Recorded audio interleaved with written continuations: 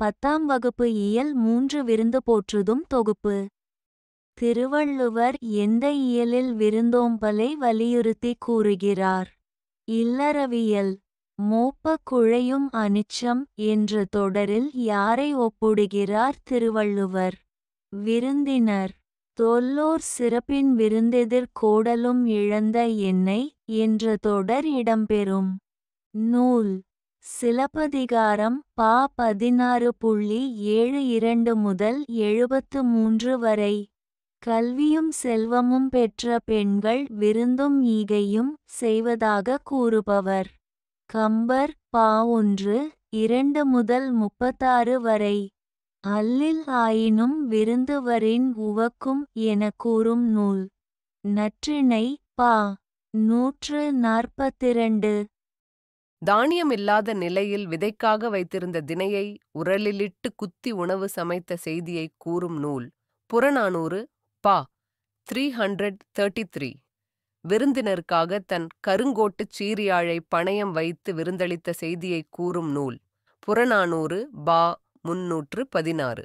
சிவனடியாருக்கு விருந்தளிக்க அன்று விதைத்து விடடு வந்த நெல்லை எடுத்து வந்து சமைத்து விருந்து படைத்த சிவனடியார். இளையான்குடி மாரநாயனார் நெய்தல் நிலத்தவர் பாணர்களை வரவேற்று குழல் மீன் கறியும் பிறவும் கொடுத்து விருந்தளித்த செய்தியை கூறும் நூல். சிறுபானாற்றுப்படை 160 முதல் 163. பலர்புகு வயல் அடைப்பக் கடவுணர் வருவீர் உளீரோ என்ற பாடலடி இடம்பெற்ற நூல். குறுந்தொகை பா. 118. மருந்தே ஆயினும் விருந்தொடு உண் எனக் கூறும் நூல். கொன்றை வேந்தன். நாயக்கர் மராட்டியர் ஆட்சிக் காலங்களில் வழிச் செல்வோருக்காக மிகுதியாக கட்டப்பட்டது எது? சத்திரம். விருந்தினரை வழியனுப்பும்போது 7 அடி நடந்து சென்று வழியனுப்புவர் என்ற செய்தியை கூறும் நூல். பொருநராற்றுப்படை 166. அமெரிக்காவின் மினசோட்டா தமிழ்ச் சங்கம் எந்த விழாவை ஆண்டுதோறும் கொண்டாடி வருகிறது? வாழை இலை விருந்து. பழங்காலத்தில் வீட்டின் முன்புறம் திண்ணை அமைத்ததின் நோக்கம் விருந்தினரை பேணுதல். விருந்தே புதுமை என்று கூறியவர் தொல்காப்பியர். பின்வருவனவற்றுள் முறையான தொடர் எது? அடுத்து. தமிழர் பண்பாட்டில் தனித்த வாழை இலைக்கு இடமுண்டு.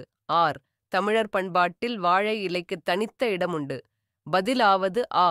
தமிழர் பண்பாட்டில் வாழை இலைக்கு தனித்த இடமுண்டு. விருந்தினரை பேணுவதற்கு பொருள் தேவைப்பட்டதால் தன் கருங்கோட்டு சீரியாழை பணயம் வைத்து விருந்தளித்தான் என்கிறது புறநானூறு. இச்செய்தி உணர்த்தும் விருந்து போற்றிய நிலை இன்மையிலும் விருந்து. விருந்தோம்பல் பற்றிய 17ஆம் நூற்றாண்டு சுவரோவியம் காணப்படும் இடம் சிதம்பரம். இட்டதோர் தாமரைப்பூ இதழ் திருத்தல் போலே வட்டமாய் புறாக்கள் கூடி இறையுண்ணும் என்னும் கவிதையில் பகிர்த்துண்ணலை கூறுபவர் Bharathidasan. Share and subscribe Dabo's Education.